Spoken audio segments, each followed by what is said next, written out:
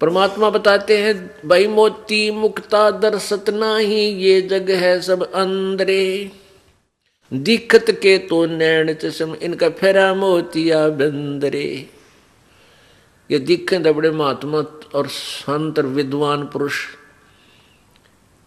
इनको काल ने मोतिया बंद कर रखा है।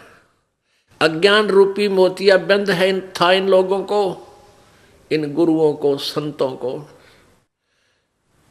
जो परमात्मा से अपरिचित होकर के परमात्मा की झूठी महिमा, झूठी परिभाषा बताते रहे। पुण्यात्माओं, कोई सौभाग्य तुम्हारा है कि आप जी को इस बिचली पीढ़ी में मानव शरीर प्राप्त है, स्त्री या पुरुष का। और उनसे भी अधिक सौभाग्य उन पुण्यात्माओं का है जो परमात्मा के चरणों में आ चुके हैं, जो जितना भी देर से आएंगे उतना ही पश्चाताप करेंगे। अब ये बिचली पीढ़ी का समय ये 20वीं सदी से प्रारंभ हुआ। अब ये 21वीं सदी चल रही है, इसमें ये चरम सीमा पर होगा। फर्स्ट पहले ही 10, 12, 15 वर्षों में इस 21वीं सदी के अंदर ये परमात्मा का ज्ञान, तत्व ज्ञान चरम सीमा पर होगा। पूरे विश्व में ये ज्ञान फैलेगा, सभी आत्मा, सभी प्राणी सुखी होंगे, दया भाव पुनः हमारे अंदर पैदा होगा। क्योंकि हम अज्ञानतावश हिंसक बन गए, मांस खाने लगे। किसी भी धर्म मजहब के उस प्रवर्तक ने कहीं मांस खाने का आदेश नहीं दिया।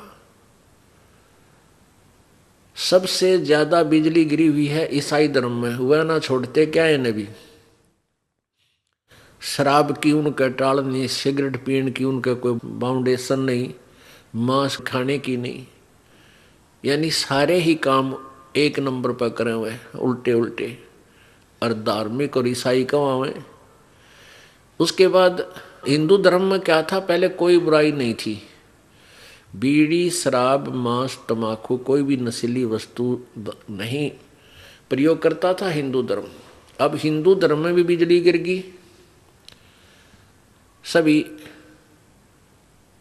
कोई घर खाली नहीं है जो व्यसन ना करते हो। उस घर में कोई व्यक्ति बेशक बच रहा हो एक आधा जो ना प्रयोग करता हो बुराई को। इतनी गिरावट आ गई। मुसलमान धर्म में शराब नहीं प्रयोग करते थे, मांस और हुक्का खूब डट के पीवे। सिख धर्म में हुक्का नहीं पीते, तम्बाकू प्रयोग नहीं करते, बाकी मांस और शराब कति खूब दूध पानी की तरह पीते हैं, खाते और पीते हैं। जबकि हमारे पूर्वजों ने, हमारे प्रत्येक धर्म के जो संचालकों ने कहीं मांस नहीं खाया और ना खाने का आदेश दिया। तो यह बुराई क्यों कर रहे हैं हम? और कर रहे हैं तो फिर धार्मिक कहाँ, हम उस धर्म के बंदे कैसे हुए? तो ये गिरावट जो आई है या अब फिर दोबारा सेट होगी और ये प्यारी आत्मा अपने परमात्मा को पहचान कर सतलोक पहुंच जाएंगी।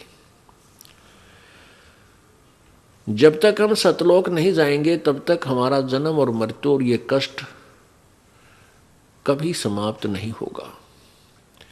यहाँ कोई प्राणी सुखी नहीं। आप किसी को भी देख लीजिए, निर्धन को लगता है कि धनवान सुखी, धनवान सपने में भी सुखी नहीं है। ये सत्कर मान लेना, जिसके पास पैसे हैं उसका 36 तो और को भी दबावेंगी कि तक कल्बा में जाता होगा किसी को, या फिर और, क्योंकि पैसा जिसके पास होगा वो 2 नंबर के काम अवश्य करता होगा।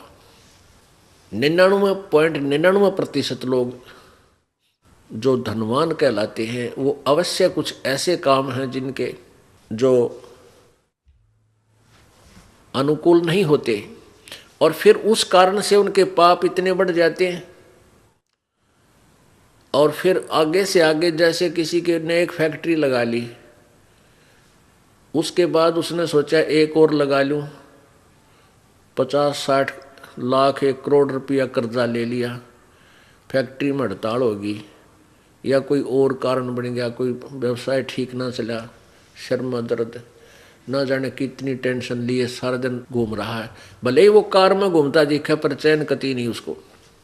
कोई बालक बीमार, किसी का कैंसर, किसी का और बीमारी, चाहे राजा है चाहे गरीब है, चाहे सेठ है, चाहे जीव है, चाहे ब्रह्मा विष्णु महेश तक है, कोई भी जीव इस काल के लोक में सुखी नहीं है। तो सुख का स्थान कहां पर है? सतलोक में, जिसको छोड़कर हम इस काल के लोक में फंस गए।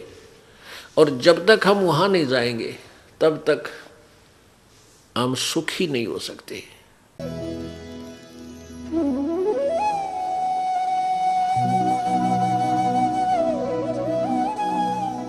अगर आप ये वीडियो YouTube पर देख रहे हैं तो हमारे चैनल को सब्सक्राइब करें और बेल आइकन को दबाना ना भूलें। अगर आप Facebook पर ये वीडियो देख रहे हैं तो हमारे पेज को लाइक करें।